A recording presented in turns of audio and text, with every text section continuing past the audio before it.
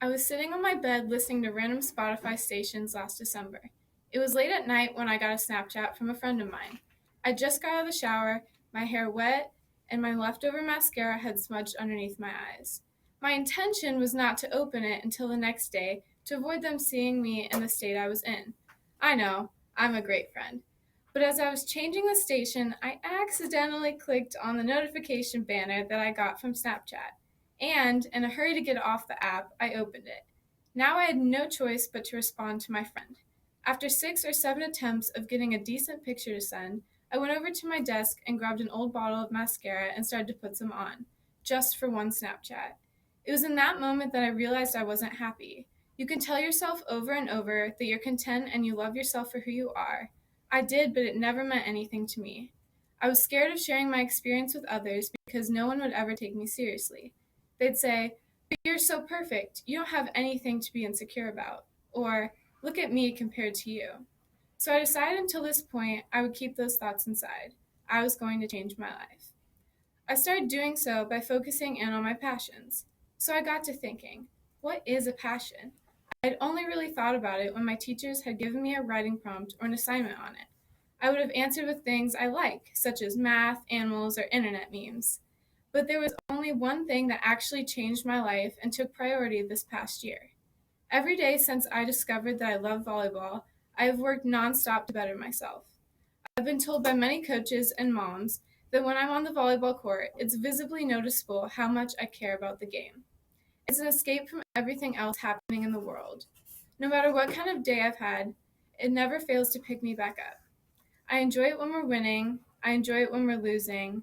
I enjoy it when my knees are bruised and my arms are floor burned. I never knew the true meaning of a passion until I found mine. Playing volleyball taught me that it's okay for others to see my flaws and imperfections. I'm never scared of hitting a ball and having it blocked or serving into the net. I see these mistakes as a way to improve instead of embarrassing.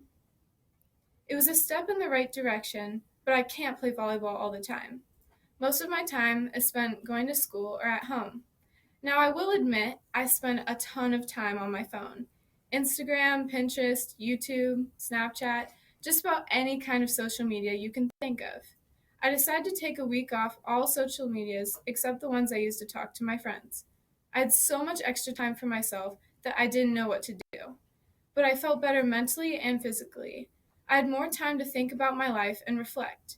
Staying off social media helped me with my self image as well.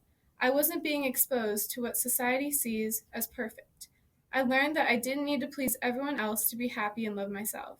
This was one of the hardest things for me to accept because I was used to putting others before myself, even when it could affect me in a negative way.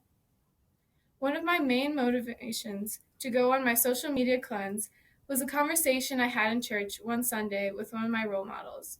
She asked me who my closest friends were. I started naming them off, and she would ask me a little bit about each of them. When I was finished, she told me to always surround myself with people who push you to be a better person and to always help your friends better themselves as well. When I took time off social media, I thought about what she told me a lot. Now, I've begun to hang out with the people who show their morals and opinions openly through the way they act. The relationship between my friends and I has strengthened greatly.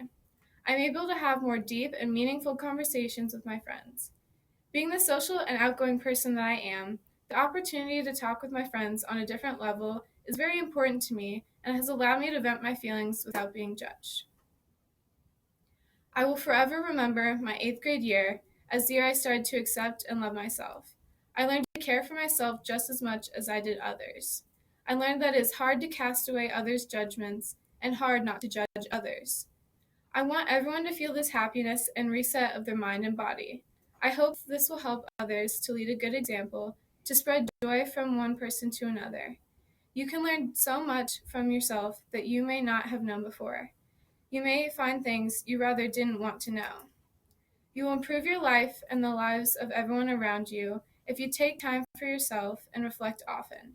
I found my passion when I couldn't imagine living without. I found good and hard decisions. I found happiness. Thank you.